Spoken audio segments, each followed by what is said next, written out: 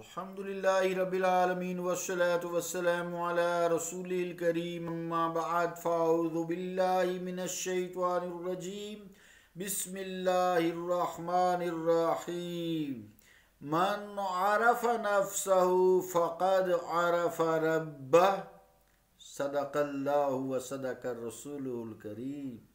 عزیزان گرامی قدر، السلام علیکم ورحمۃ اللہ وبرکاتہ۔ حدیث پاک کا ترجمہ یوں ہے: جس نے اپنے نفس کو پہچان لیا پس یقیناً اس نے اپنے رب کو پہچان لیا۔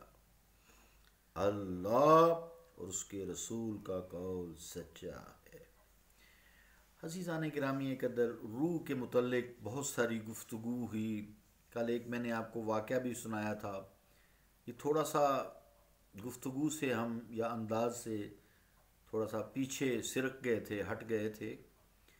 اصل میں خلاصہ کلام یہ ہے کہ کاملین امت اور عرفائے ملت کے کلام پر حجت بازی کرنے کے بجائے انسان اپنے علم یا مبلغ علم اور اپنی رسائی نگاہ کا اندازہ لگا لے۔ اگر صوفیزم یا صوفیہ کرام کو آپ غلط کہہ سکتے ہیں تو سوچیں آپ بھی تو غلط ہو سکتے ہیں۔ ایسے واصلین حق اور کاملین کے عیوب تلاش کرنے کی بجائے انسان کو اپنے گریبان میں جھانکنا چاہیے کہ وہ خود کیا ہے۔ من عرف نفسہ، اپنے نفس میں دیکھ۔ وفی انفسکم افلا تبصرون، قرآن نے بھی یہ کہا ہے کہ اپنے نفسوں میں دیکھو، کیا تم دیکھتے نہیں ہو؟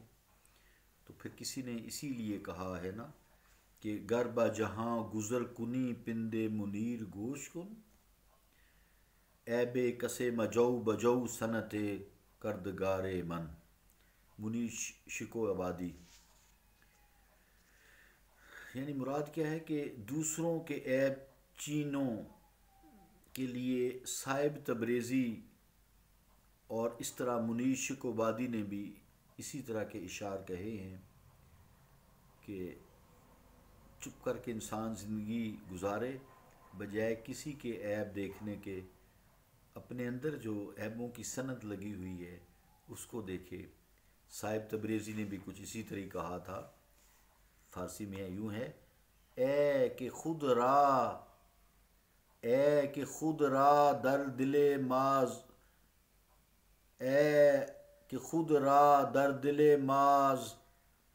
زشت منظر دیدائی، روح خود را چارہ کن آئینہ ما زرد نیست۔ یہ لفظ نیست ہوتا ہے لیکن عام طور سے لوگ نیست پڑھتے ہیں۔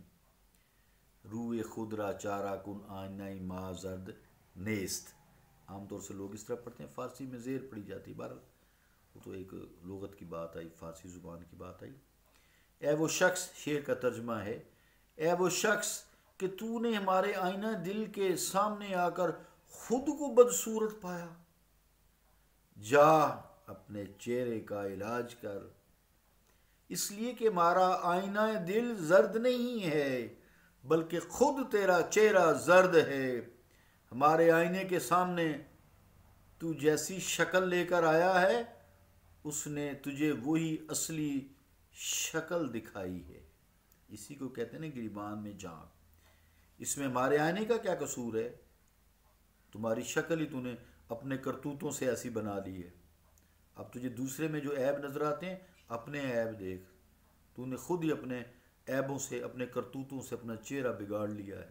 تیرے چہرے پہ نور ہی نہیں ہے۔ کیوں؟ تو اللہ تعالیٰ کے قریب بندوں کو، اولیاء کرام کو، کاملین کو، صالحین کو، اللہ کے مقرب بندوں کو تو عیب لگاتا ہے تیرے چہرے پہ۔ اس لیے اللہ تعالیٰ نے، بس میں وہ لفظ نہیں کہوں گا، وہ کر دیے۔ گویا عزیزان گرامی قدر، عارفان حق کی ذات یا ان کے کلام پر جو کم فہم معترض ہوتے ہیں وہ اعتراض کر کے در حقیقت اپنی کم علمی اور بغض و حسد کا ثبوت دیتے ہیں۔ بعض حضرات اظہار برتری کے طور پر کہہ دیتے ہیں کہ جی ہم تو ایسے صوفیہ پیروں فقیروں کے قائل نہیں.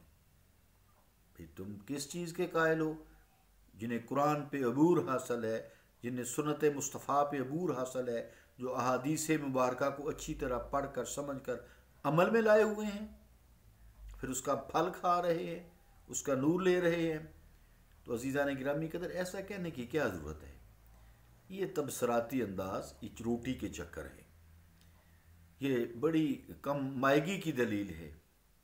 روٹی کا ذریعہ اور تم بنا لیتے، کوئی معاش کا ہنر سیکھ لیتے، کوئی 2-4 جماعتیں پڑھ لیتے. حقیقی مشائخ تو اللہ تعالیٰ کی تعریف و نفرت دونوں سے بے نیاز ہوتے ہیں.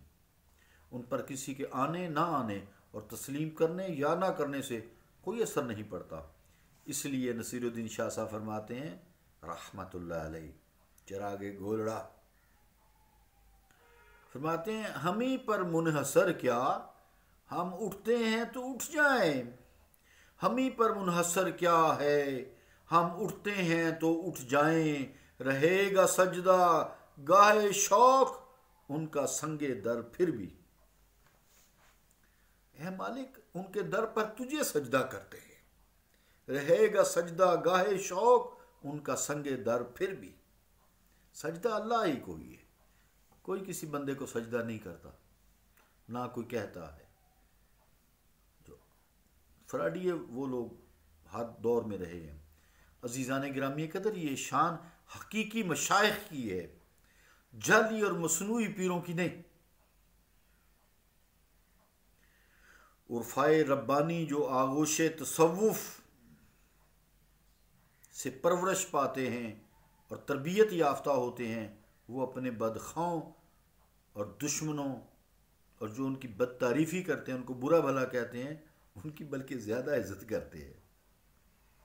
شاید راقم الخروف نے اسی تربیت کے زیر اثر یہ شعر کہہ دیا نصیر الدین شاہ صاحب نے. شعر ان کا یوں ہے: نصیر اپنوں کی عزت لوگ کرتے آئے ہیں لیکن، نصیر اپنوں کی عزت لوگ کرتے آئے ہیں لیکن، وہ ہم ہیں جن کو تعظیم عدو کرنی بھی آتی ہے. یعنی دشمن، عدو دشمن. اپنوں کی تو سارے لوگ عزت کرتے ہیں، لیکن اصل چیز تو یہ ہے جو انسان اپنے دشمنوں کی عزت کرے، ان کی تعظیم کرے. مصطفیٰ کریم علیہ الصلوۃ والسلام نے کافرہ بڑھیا کو گٹھی اٹھائی نا، گھر تک چھوڑ آئے تھے تو کافر کلمہ پڑھ جاتے تھے. کاش امت مسلمہ میں یہ ایک قوت پیدا ہو جائے، اپنے اور غیر کو گلے سے لگائیں تاکہ تمہارے اخلاق سے متاثر ہو کر لوگ اللہ کی طرف راغب ہوں. بھی اس نے اللہ کی کلام قرآن مجید اور حدیث مبارکہ پر عمل کیا ہے، آج اس کے اخلاق اتنے بہتر ہیں، کیوں نہ ہم بھی یہی کام کریں تاکہ لوگ اللہ تعالیٰ کے رسول کی طرف راغب ہوں. صلی اللہ تعالیٰ علی رسول خیر خلقہ محمد وعلی آلہ و اصحابہ اجمعین برحمتک یا ارحم